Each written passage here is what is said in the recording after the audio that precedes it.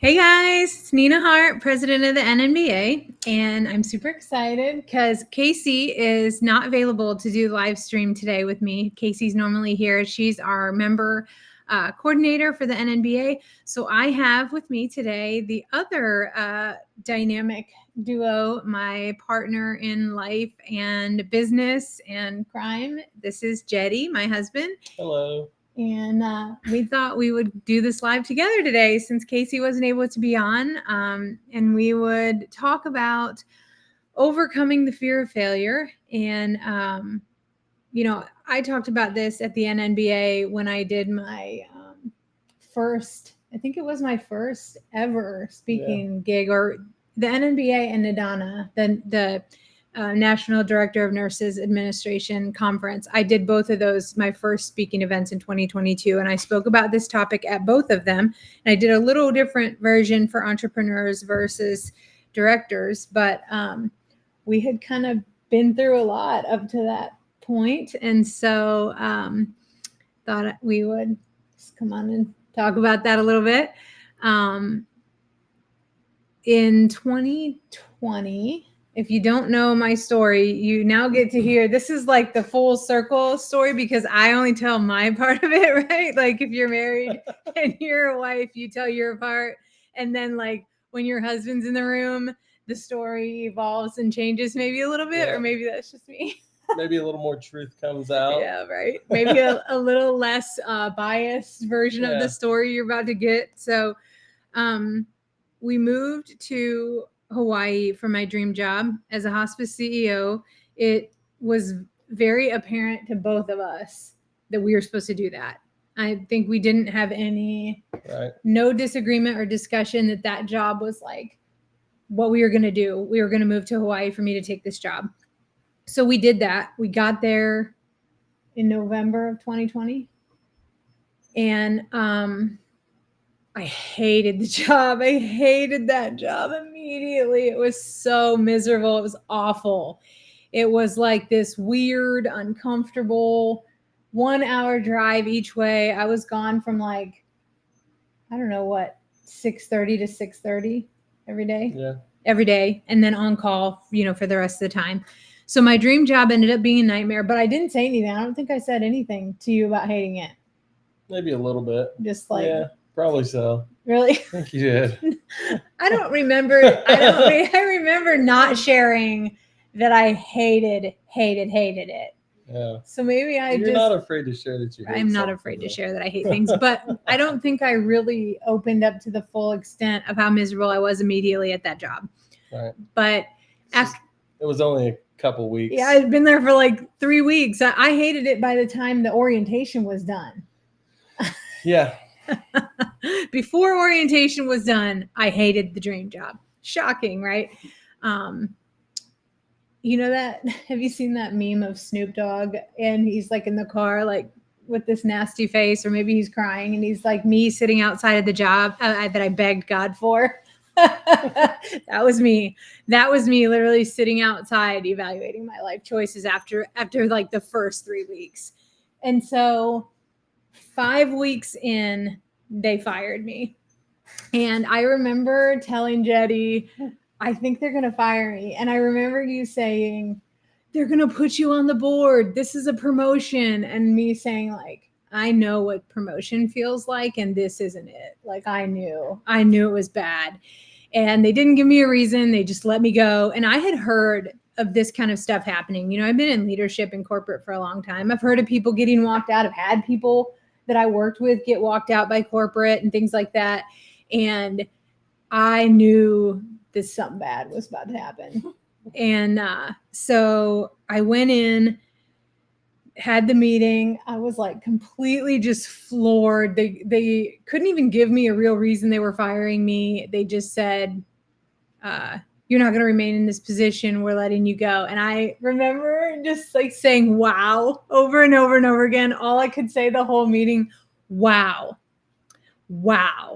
And she said, you keep saying wow. You're saying wow a lot. And I'm like, I'm very shocked. Yes, that's all I have to say.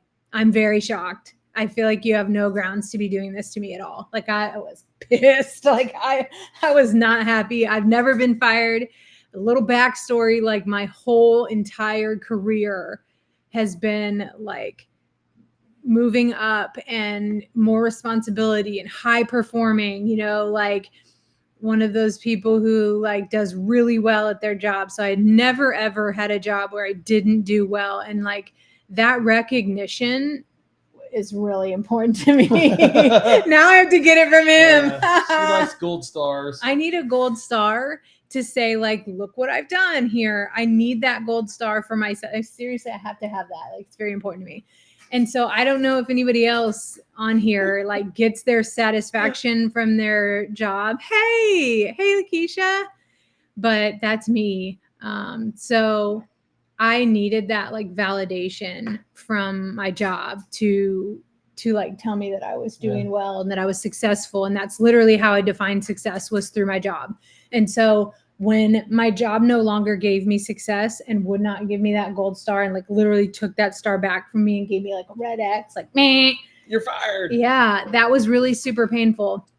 And I remember praying on the way home. Like, this is probably one of the clearest memories I have, is praying on the way home and being just in tears, like sobbing, being like, what are we going to do? We've only been here for a month. We signed this 12-month lease for this outrageous amount for my cushy new CEO job, right?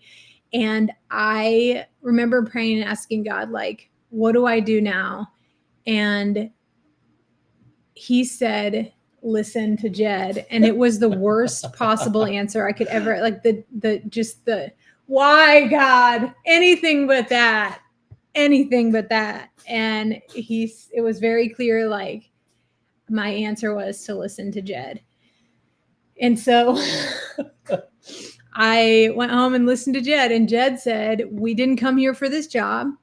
This is not why we're here. We're not going to leave. Because I felt like, okay, we got to go. We got to like do some recovery here. And like, I had this whole strategy. Okay, if we do this, and we could get a loan just to get tickets back, and we could stay at the farm. And I had this whole plan, like this panic mode. And he was like, nah, we're going to stay. We're going to stay in this house with $5,000 a month rent, with no job, no income, and no plan. And that is just not how I roll, folks. I don't know about you, but that is not in my nature. Yeah. So I think I started looking for jobs like that day. Like, I think I started looking for jobs. Before. You were looking before. But as soon as I knew I was going to get fired. As soon as I knew I was going to get fired, I started looking for jobs. And so I had applied for this regional quality specialist job at a local hospice in Hawaii. And the day I got fired, it was that night. He called and said, hey, you applied for this regional hospice quality specialist job. And I gave it to a friend of mine. She's remote and she's going to do it remotely. And I said, well, thank you so much for calling. I really appreciate knowing, because usually you apply for a job and you don't hear anything, like it's just crickets, and it's like this nerve-wracking. And I had been looking for jobs that paid like less than half of what I was currently making, just to have something, just total panic.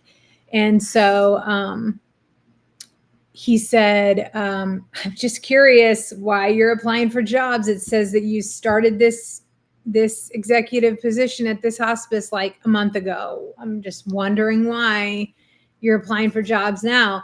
Well, I know I'm not getting the job that I applied for with him. I have no reason to lie at this point. Like, I'm not there. I have nothing to gain. I'm not getting a job with him. So I said, well, actually, they fired me and I don't know why. And I'm, just kind of freaking out, and I'm looking for another job. And I just got here. They moved me here. They relocated my whole family, and then, fired me 5 weeks later. And I'm just trying to find something else. And I said, they didn't give me a reason. They just let me go. And he said, yeah, me too. I started that hospice, grew it to what it is today, and then they let me go for no reason at all. So I started my own hospice, and I see that you did some accreditation and survey readiness at your last hospice. And I said, yeah, I did a lot. I've done a lot of that, actually. I've done it in long-term care and hospice. I've done survey. I've done a lot of stuff like that. And he said, well, I'm wanting to get accredited with ACHC. Maybe you could help me with that. And I don't want you to come in, this was in the middle of COVID, 2021, early 2021. This is like right when COVID like went wild. And so he's like, just stay at home, remotely audit my charts however many hours a week you want. I'll match whatever they were paying you hourly at this place. I know I have a good idea what it was, since I was in that job before I got let go and started my own hospice. And I'll pay you, I'll match that, and you just audit my charts from home and help me get ready for accreditation. Does that sound like something that would interest you? And just to roll back the clock, I've been wanting to start my own business. I've been wanting to work for myself at that point. That was 5 years ago. At that point, for 10 years, I had all kinds of ideas. So I wanted to start a CNA school when we were in Indiana. Yeah. We went and toured little office locations, and I was too afraid at that point to pull the trigger. I was afraid that no students would sign up and pay. I was afraid that, what else was I afraid of? We would be homeless. I've been the one who makes more money just because I've been a DON and been in these corporate positions, and so, my check was what paid the bills, and so I was afraid that if I let go of that guaranteed money, I was so afraid that we would just fail and fall apart, and you would leave me, and I would be taking care of our children alone. I didn't think he would leave me, but I was afraid that everything would fall apart and it would be total chaos. Yes. Or worse, I would look down on you. Yeah, or you would disapprove of me and take my gold star away for being such a good wife and making so much money. Yeah. Yeah. So it was really scary. And I don't remember how much I actually talked to you about why I didn't do anything, or did we actually have any real conversation about? No, not a whole lot of conversation happening there. So all this time I've been trying to get these business ideas together, different ideas, a CNA school. I might have poked some holes in those ideas too. Oh, you think? What kind of holes did you poke in? How are you going to do this? How are you going to pay for this? Yeah. How are you going to do that? That's not going to work. What about this? Did you think about this? No, I don't even know what that means. So there were just too many questions, and like, how is this going to work? And I don't know how to do this. And I don't have a, big line of credit, and I don't know how I'm going to pay this lease if no one signs up. And there were just so many questions that I couldn't get over, that I would just stop as soon as I got to a question I couldn't answer. I just quit immediately and let it go. So before we moved to Hawaii in 2020, in about 2018, 19, when we lived on Lanai prior to moving to Oahu, I had started blogging, started doing this a healing heart blog, and I would walk to work every morning and think of like things that I wanted to write about. And so I started writing this little blog, mostly about just my past and living on Lanai, and just how much I loved it there. And that kind of got me looking into like the world of like digital content and like how to monetize that. And I realized like I probably couldn't monetize a blog. Like I was just kind of doing it for my own because I like to write. So I had started creating like some DON course content on a platform. Don't think I ever told you about this at any point. Don't think I ever I don't know if I told anybody about this. I just thought, I'm going to pour every piece of knowledge I have into this course on how to be a DON, which is like impossible, right? And even if I could do that, who could like digest that content? Who could like sit down and do a course on everything I know about how to be a director of nursing? I think he did that while I was asleep at night. I did it while he was asleep at night. I would sit up and like cry about like how to build a WordPress website and how to do a webinar, how to do an email list, and just the frustration of all of that was just too much for me. And so at this point in time, oh no, Tracy, no, it doesn't have to be that hard. It doesn't, I promise. It can be easy.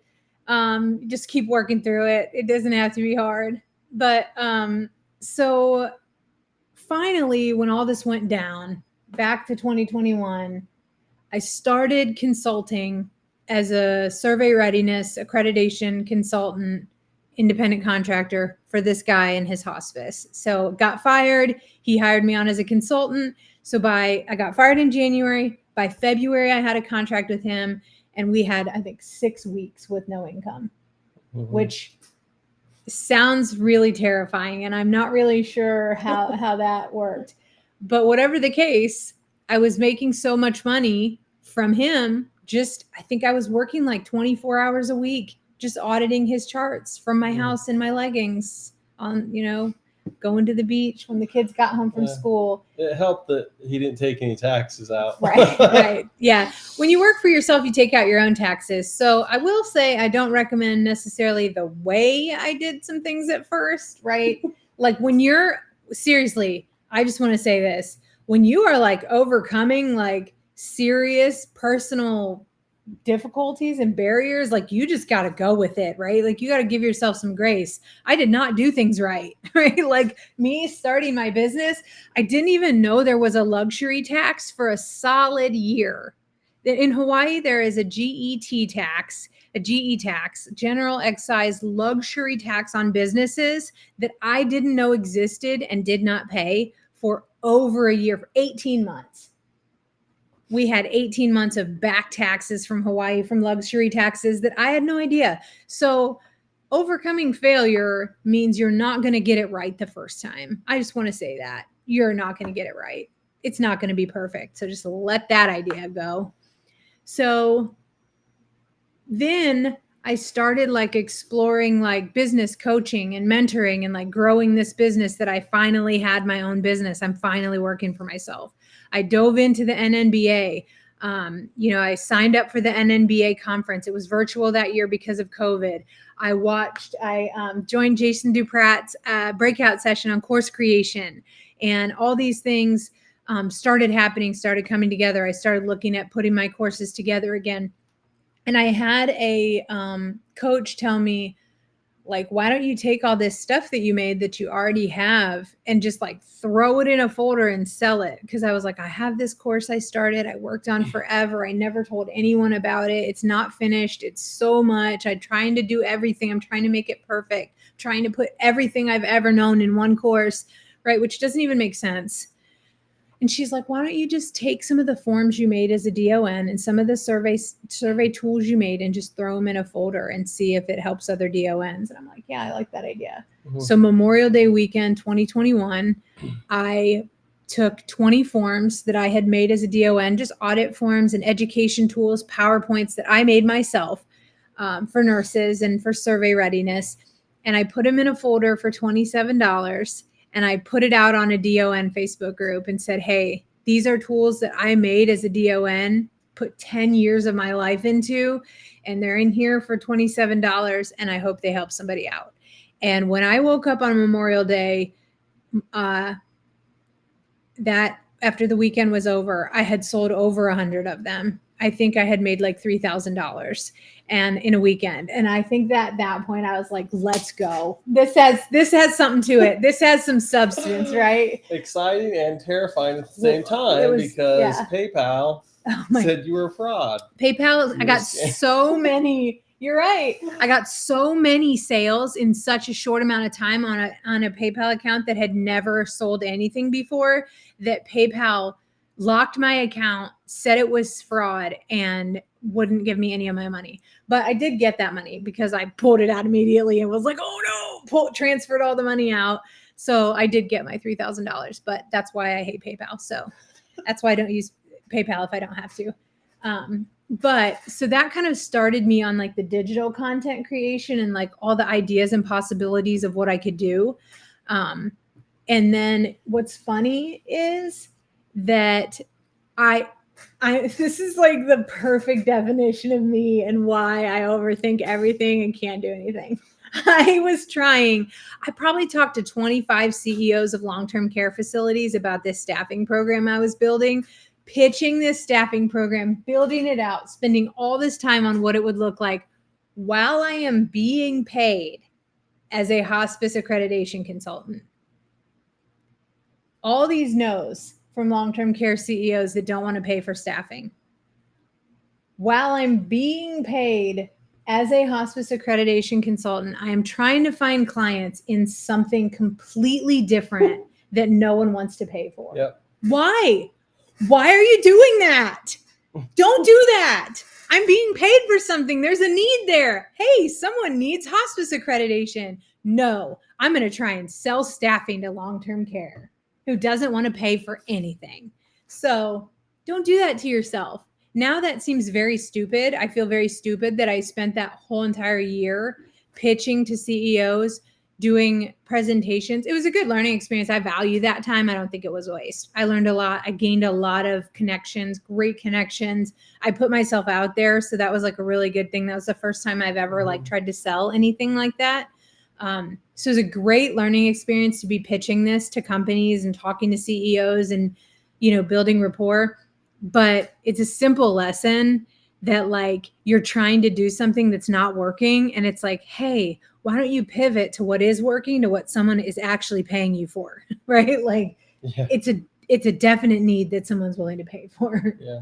The idea was already there. The idea was there and I was doing it. And I'm trying to come up with a new idea and be paid for something that no one wants when I'm doing something that's already working. It's a need, but no one wants to pay for it. And we've talked about that in lives that Casey and I have done about like market research and like doing these you know, kind of assessments to determine like, is there somebody willing to pay for this? Because if not, you're going to struggle. Like it's going to be a struggle. But yeah, so that was 5 years ago. He's still my client today, by the way. My first client is still my client. Love that man to death. Just absolutely my favorite person in the world. I was super fortunate, I think 3 years ago, as I was just building connections and making connections to build a relationship with Fire Note Hospice EMR.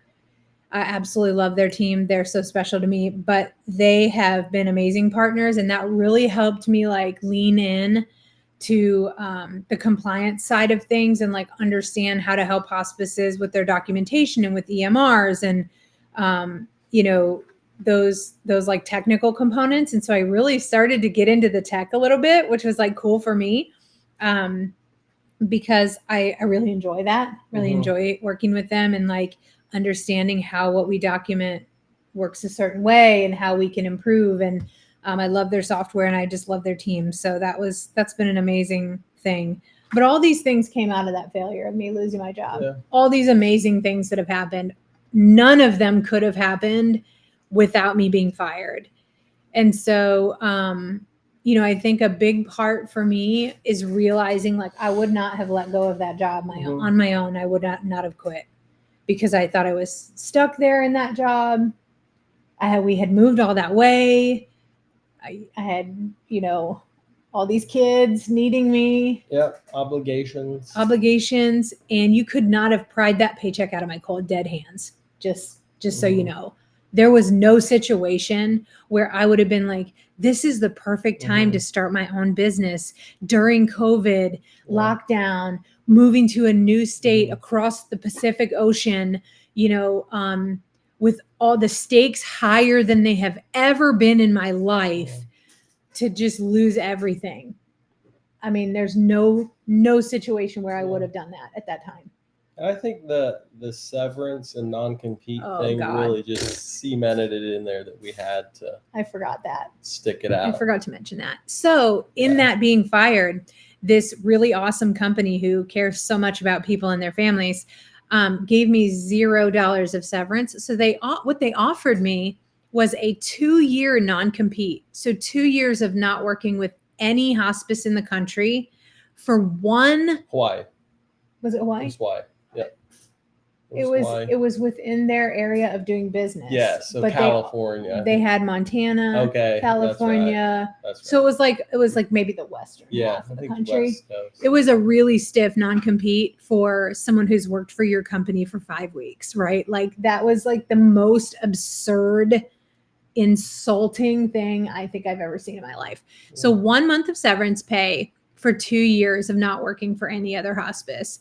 And that's my specialty area. It's what I love, right? So I knew, like, I was just looking at that and I'm like, I cannot do this. Well, the man, my client who offered me the consulting position was so amazing that he connected me with his attorney that he used at the time. And that attorney, you know, tried to push back, tried to get a better agreement, and they would not give me any more than 1 month of severance. He's tried to give me 6 months of severance pay, I think. And so and I would have taken that, right? Would have taken that hands down and walked away and taken my 2 years of non-compete and just kept moving. Yeah. But they literally put us in a position where we couldn't take anything. So I had to walk away with nothing but my last paycheck. And so, and I wanted to sue them for that really bad. I really did. And he said, you'd have to have a team of attorneys. He said, you're the 9th person they've done this to. 9th person they've moved across the ocean and fired. And now I know the 10th person they've done this to. Small world. And so he said, you'd have to have a team of attorneys and you would start at 6 figures to try and sue them for this. He said their legal team and how he said, I've dealt with 8 other people that have been in your position who have wanted to move forward, and you'd have to have a dedicated legal team to do it. And so we let it go. But if I can defame them on any opportunity, I'm just kidding. But they'll get what comes to them, just like other companies do. Okay, I'm getting kicked under the table. I'm letting go. I'm letting go of that bitterness towards them. It actually, seriously though, for 5 years later, like it's really hard to let go of that. That was like a super hurtful, traumatic experience. And I joke about it now because it's like so much good has come from it. But like when we go through stuff like that, like I know people have been through a lot harder things than being fired. But for me, that was probably one of the hardest things I've ever been through. Like to have to come home and I remember like having to come home and have the conversation with my kids that I lost my job and how like just like embarrassing and shameful and like scary that was to like tell them, and they're worried like are we gonna have to leave and move? We just got here. What are we gonna do? And like everything was unknown. There was no right answer. Like people commit suicide over that. Yeah, they do. Yeah. And I didn't ever consider that, but I had you, and you were responded to that very well, very supportive. I was very fortunate to have a super supportive team of people around me, like working me through this experience and like, just telling me God had something more for me and that he was going to use this situation for amazing things. And so, for me, I knew there was more, but you're right. People who don't have any hope in their life, and that job defined them, and that's what they had, probably would have been in a lot different situation. So ultimately, using that failure as leverage, that failure opened up the opportunity for me to start consulting for myself full time. And through that, I remember doing that AFT, that aromatherapy freedom technique. I was literally like working through this with like counseling, okay, like different ways of counseling, but self-help and like development, personal development, like how can I move through this? And I was doing this AFT, and I remember like going back to like memories. And AFT is like a process that works you through like memories and like helps you set a goal and solve a problem. It's a whole process. It's similar to EFT, emotional freedom, if you've ever heard of that. But I remember like having the realization that like I was already successful. I remember like looking up and thinking like, this isn't a failure. I'm already successful. I've already succeeded. This is okay. This is what it's supposed to be. I'm not supposed to have the answer. I've never had the answer. And that really helped me like come to the conclusion that failure brought that success to me. Like that failure was my success. That failure built my success. It opened the door to that success. Yeah. It really like had to happen that way for me. And so that was like a big revelation to me at that time. Like that was a huge positive. Like that's really when I started working on like my mindset and how I see things and how I think about things that happen to me, like how I view experiences. And I think for overcoming failure, like you have to understand that how you view what happens to you, your perception of your experiences is what creates your reality. And I've read multiple books that said that. I've read multiple quotes that talked about that, and multiple like psychology psychologists talking about like our inner thoughts create our outer reality. How we view and perceive things is what makes them real. But we were talking about this in the car yesterday. I asked him to be on this live stream yesterday when I realized Casey wasn't going to be able to get on. And we started talking about beliefs. We started talking about beliefs and how what we believe is true. Like what we believe is true. Yeah. Because we believe it.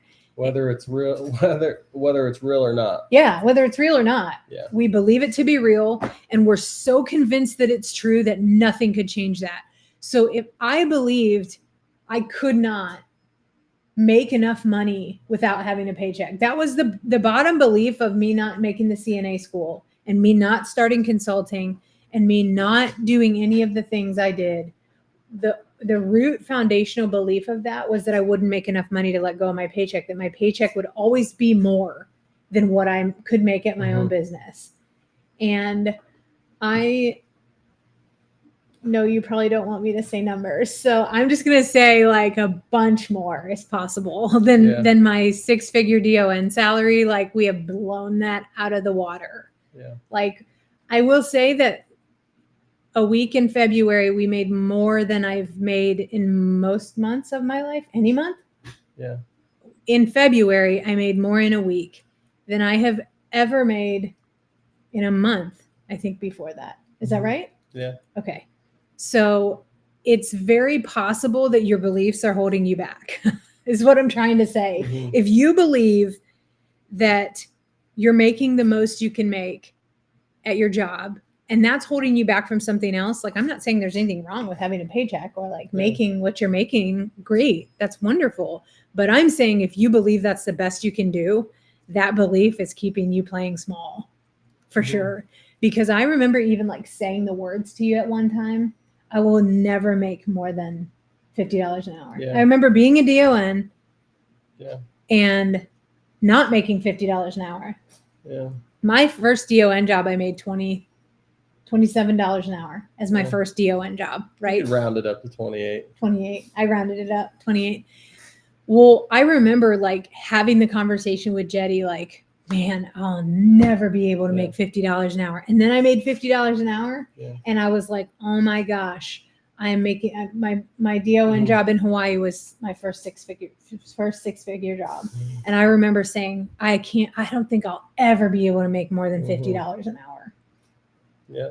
And like, so there was no other DON jobs in Franklin County. And then, you know, I had these beliefs that I created as reality, that like I put up these fences to like protect myself, I guess, against what I thought was possible or what was safe. This is not safe. It can't be safe to make more than $50 an hour. So I can't do that because that's not safe. I have to keep my $50 an hour paycheck because that is safe and protected. And, you know I can do that. And that's within my realm of my comfort zone. But I love this Henry Ford quote we were talking about in the car. Whether you think you can or you think you can't, you're right. If you think you can do it, you're right. If you think you can't do it, you're right. Whatever we believe is literally our reality. What we're going to do. We decide it. We believed it. We decided it. We made it real. We made it happen. And that's it. That's what it is. That's the end.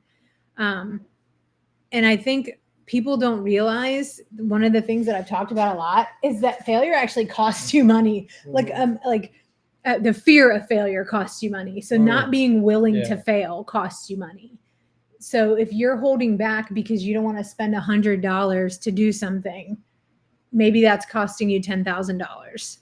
You know, like there are so many stories I've heard about, you know, business owners who invested in something or didn't invest in something. Yeah. And, you know, because they were afraid. They were afraid they would lose that money. So they didn't do it. And it ended up costing them like hundreds of thousands of dollars.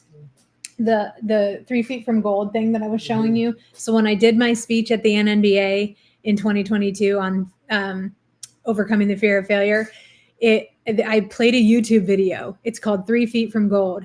And it's about this guy, you know, how many 100 years ago or 200 years ago? I don't know. It was a long time ago. But it was about this guy. And 600 years ago? I don't know. 30 years seems like 3 years to me now. Right. So. 30 years ago. We were married 21 years ago. So time is irrelevant. But there was a guy, he bought a gold mine. Got to get back on track. Yes, sorry. Rabbit trail. There was a guy and he bought a gold mine and he dug and he dug and he mined and he mined and he mined. He had a whole team of guys. He spent every cent he had. He found nothing. Zero. Waste of money. He sold this mine to this other guy for pennies on the dollar, right? He was like, there's nothing in it, but you can have it. The other guy had an expert come in, and the expert evaluated the mine and said, there's a vein of gold in here close. Just keep digging. I think I'm messing this up. I don't think this is right, or I'm missing parts of this. So watch the video. It's like 8 minutes long. 3 feet from gold on YouTube. So he pays the expert. He keeps digging. They dug for 3 more feet than the first guy. They hit the vein of gold and it was worth like millions and millions and millions. It was like a huge, like the biggest vein of gold ever found in this mine. And he ended up like buying a bunch of businesses and running like huge businesses based off what he, found in this mine. But basically he almost gave up. The first guy gave up, the second guy almost gave up, and somebody else would have found that. Somebody else who bought the mine and dug for 3 more feet would have found the gold, right? So it's like, really, we just have to keep pushing in, even though it seems hard and it seems like there's nothing happening. Like, that's been so much of my business and so much of what has kept us successful is like just leaning in. And I remember a point in time, was it on Lanai or in Oahu? I don't know, where that was like my word. The word I got was like, lean in, lean in, lean in. And that's all, every time I would think about like, this is so hard. This can't be right. I can't be doing the right things. I'm not doing enough. It's not going well. I'm not getting anywhere. Nothing's happening. I just kept like getting the words like lean in. And I would pray about it and it'd be like, lean in. And I didn't even really know what that meant. Like, that didn't even really mean anything. Like, lean into what? Nothing's working. It doesn't work. And so, I mean, we just kept pushing forward. And now, I mean, I don't think I ever thought my business would be where it is right now. I never thought what I'm doing right now was even like a possibility. Yeah. So now I own 2 businesses. So I'm running the NNBA as the president and Heart Healthcare Solutions, my hospice consulting company. I have more clients than I've ever had right now. I just spent a large chunk of money, just invested a lot of money into a specialization program that paid for itself in a month. I spent 5 figures to specialize my business in January, and it paid for itself in January or in February, by the end of February. So I'm finally seeing the things that I always wanted and always thought were possible, but I had no reason really to know that because I had never done it. Finally, those things are happening. Yeah. And I get to work with this guy full time now. We're together. I, all this time I had been, keeping things, keeping things, maybe even like dreams and like plans and not disclosing details or trying not to, I don't know what I was doing. I guess I was just trying to protect myself from failing. Like, I was afraid it would fail. So I didn't want you to think that it would. I don't know. And I think when you had to go back and do the DON thing for a short amount of time, you kind of felt like you were failing a little bit. Huge failure. When we moved back to Tennessee, that's very expensive. It's like a $25,000 move. Yeah. And so, my business at the time had slowed way down, and I was like, man, I don't know what's going to happen. Do I not work for myself anymore? I don't know what to do. And so I took a job to move back, and they paid for our relocation. And I stayed there for 6 or 7 months as a DON, got him through survey and did the best I could, and, hated every minute of it. No, it was great. It was really good to be back in a building and be back. It also cemented, I am not an employee and I cannot ever work for anyone ever. I am unemployable. Yeah. 100% unemployable for eternity. There is no plan B now. And so that was really good for me. But sometimes you have to be able to go back to go forward. Yeah, I agree. And my business actually really grew during that time. Yeah. I got new clients during that time. I kept the business going during that time. And I did the Goldman Sachs. I did the Goldman Sachs 10K small business program. I got accepted into that and got to fly out to New York to graduate from that program and learn the legit MBA business stuff that I always wanted to learn, that I always felt like my business was missing. Turns out I already knew all that all along and had already been doing a lot of it. Mm-hmm. But I believed in my head, I had created this belief that I didn't have enough business knowledge to do it. Yeah. So now I have the business knowledge that I always wanted to have. And that was a really good experience. And I feel like, I learned a lot from that. And I also grew a lot from that. And I feel like that everything that has happened, everything, every failure, every embarrassment, every misstep has brought us to the most success we've ever had in our lives. Yeah. This very moment. Yeah. It's freaking awesome. It's badass. Am I allowed to say that live? Yeah, I think so. Okay. I think so. Okay. And it's exciting. And we both have this very exciting togetherness feeling we've really never had before. Because we've always been doing our own separate thing and had our own separate things that we wanted to do. And they finally kind of came together in this adventure that we're on. And not to say everything's perfect. I still feel very stressed out about everything. It's very stressful. And we don't actually know what he does yet. What do you do here? What do you do at Heart Healthcare Solutions? That's a good question. You wanted to be asked that. I guess we need to look at our key results area. Yes. We need to make some. Yes. We need to make some key results areas. It's what he means by that. But we're still definitely there. I don't ever want to act like we have this together. Yeah. We're just showing up. Yeah. We're just showing up and leaning in. Yeah. I think the important thing to bring up too is we are failing the entire way forward. The whole entire time. Isn't that a Max? Failing Forward? Yeah. That's a John Maxwell book. Yeah. Failing Forward. Is it? Yeah, we have it. It's on the bookshelf. Yeah. We do. I've read part of it. So it might look like success to people. You see the success, but people don't always share the failures because they're kind of embarrassing. Super embarrassing.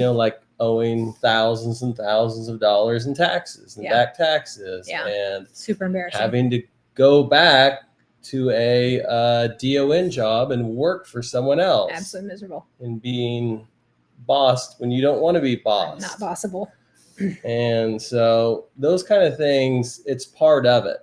It is. It really is. Yeah. The failures are moving you forward even when you don't feel like they are. If you even when you are in the middle of a failure, you're like, I am going backwards, right? I've lost so much ground. Mm-hmm. But then working through that failure and leveraging that failure and deciding to see the opportunity in it and deciding to still keep working even when you're failing is actually exponentially moving you forward, light speed. You took 2 steps back in that failure and you sat in that failure and you're like, this sucks and this isn't what I wanted or what I hoped for, but I still have this huge goal no matter what, and I'm still going to keep taking one step at a time, through the mud to get there, and then you're there. Yeah.